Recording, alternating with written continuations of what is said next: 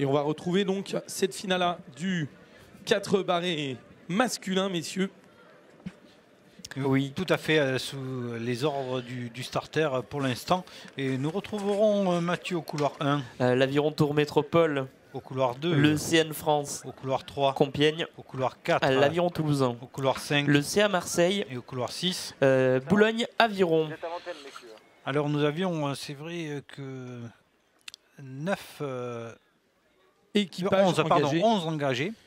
11 engagés et là on a 2 équipages qui ont réalisé pratiquement les mêmes temps dans les séries de hier. Il s'agit de Compiègne et l'Aviron Toulousain.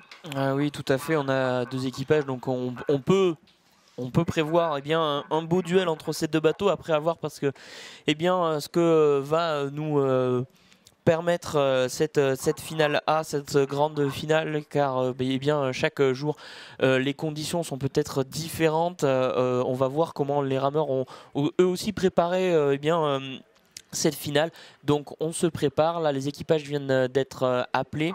Avec à mentionner, messieurs, tout de même du côté de l'Aviron Toulousain, avec Fergus Neuville, la paire et son collègue, donc Luc, tu t'en rappelleras mieux que moi. Alexandre Barse. Voilà, donc la paire médaillée des derniers championnats de France bateau court, donc en 200 barreurs. Tout à fait. Et puis du côté de Compiègne, Julien Viandier, qui était finaliste en 1-2 couple junior.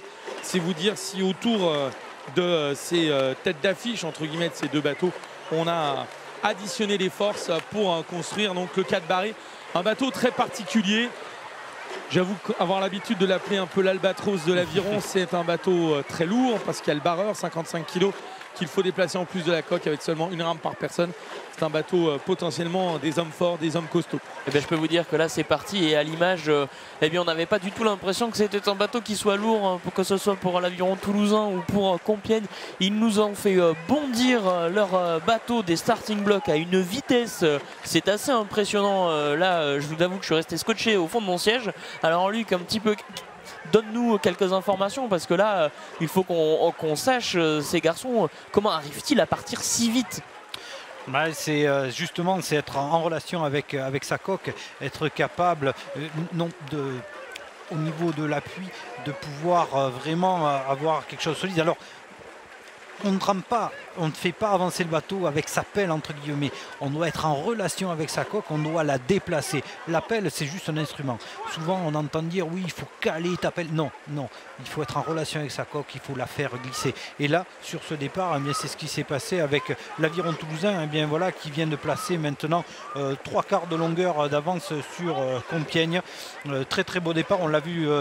Alors sur les images bien sûr ici vous ne l'avez pas vu, mais l'Aviron Toulousain a pris un très très bon départ avec Compiègne, et là ça y est, de suite ils ont placé une longueur d'avance, ils le savent, c'est maintenant qu'il faut partir pour être à l'abri et pour pouvoir ensuite voir ce qui se passait. C'est du métier, c'est également des rameurs qui ont été champions de France l'année dernière en 4 barrés mais en J16, que l'on retrouve cette année en J18, et donc qui ont un peu de métier et qui connaissent un peu cette embarcation du 4 barrés. Voilà, il y a une demi-longueur d'avance pour l'Aviron Toulousain. Ils savent aussi que Compiègne est un bateau qui est très fort. Ils ont réalisé le même temps, mais là ils essaient de prendre l'ascendant psychologique. Est-ce que Compiègne aura suffisamment justement cette psychologie entre guillemets pour aller rechercher l'Aviron Toulousain et revenir à la hauteur, la capacité? Alors le barreur là aussi il a tout son intérêt, il connaît son équipage, il va donner des indications. Les rameurs n'ont pas besoin de se retourner. Alors même là, si on vient de voir la nage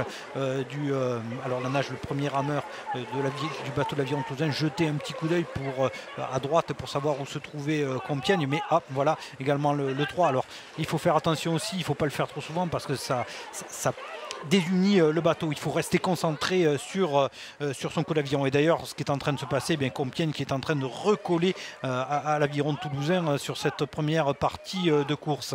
Et Luc, alors là, voilà, cette première partie de course qui voit pour le moment entre cet équipage de l'Aviron Toulousain, la 2e position pour Compiègne, et la 3e position, c'est encore sur l'extérieur. Donc c'est des championnats de course un petit peu récurrents là. Et c'est l'Aviron Boulonnais, donc au couloir 6, qui est en train de faire un effort assez important pour se positionner en 3e position et tenter de venir décrocher une médaille de bronze à la fin de cette course. Oui, et c'est un peu dû aussi alors, les meilleurs bateaux sont là, c'est sûr.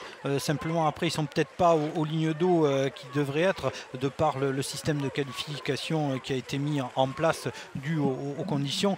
Donc c'est pour ça un peu qu'aujourd'hui on voit ces extérieurs. Alors il faudrait vérifier bien sûr avec les temps sous les yeux, mais on l'a vu, il y a et on le verra dans les demi-finales, il y avait des embarcations qui n'étaient pas qui avaient bénéficié entre guillemets du tirage. Néanmoins les meilleurs sont là, ça c'est sûr, et c'est ça qui est important, et avec un bassin régulier aujourd'hui qui permet d'avoir une égalité des chances en fonction des différentes lignes d'eau. Oui, Luc, tu viens d'en parler du bassin régulier, on va en parler un petit peu après cette finale parce que c'est important pour tout le monde de savoir aussi l'influence que peut avoir un bassin sur une course. Mais là, on va se reconcentrer sur cette course parce qu'il me semble qu'on va quand même avoir de belles choses à l'arrivée, parce que ce bateau de l'Aviron toulousain, qui était d'abord bien en tête, qui s'est fait rattraper par Compiègne, reprend là, j'ai l'impression, une tête assez certaine sur ses adversaires directs. Et derrière, l'Aviron Boulonnais qui s'était positionné à l'avant pour la 3e place. J'ai l'impression qu'ils sont un petit peu en baisse de régime et qu'ils seraient inquiétés par d'autres équipages qui reviennent fort. Oui, tout à fait. Et là, c'est l'Aviron toulousain qui a réussi à replacer une longueur d'écart, voilà, à l'approche des 500 derniers mètres de course. Ils le savent, il faut être devant. Là, c'est un jeu entre guillemets du chat et de la souris, un jeu psychologique. Il faut être devant, il faut être là, il faut arriver à garder cette longueur. Alors voilà, attaque maintenant de Compiègne qui essaie de revenir, mais l'Aviron toulousain qui essaie de garder cette distance. On laisse revenir, on repart. C'est l'usure, si je puis dire, psychologique de la course. C'est très dur quand on est en 2e position, on sent que l'on revient et puis plaf, le bateau de tête réussit à replacer. Voilà ce qui vient de se repasser.